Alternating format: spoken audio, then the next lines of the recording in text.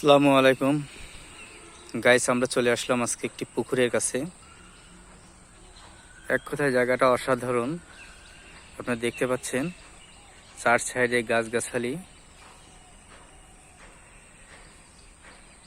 তার সাথে বসার জায়গা আছে।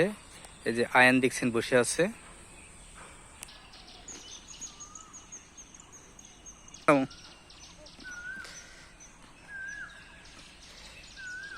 এই যে দেখতে পাচ্ছেন আয়ন পুকুরে আসছে।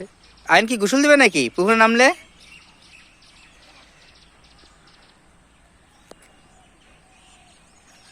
অনেক সুন্দর পুকুরটা, চার সাইড দিয়ে দেখার মতন জায়গা আছে। দর্শক, আপনারা যদি দেখতে চান অবশ্যই আসবেন। ইনবক্সে কমেন্ট করবেন, লাইক কমেন্ট শেয়ার করে যাবেন। এবং এই জায়গাটার নাম যদি জানতে চান তাহলে অবশ্যই কমেন্ট করে জানতে পারেন।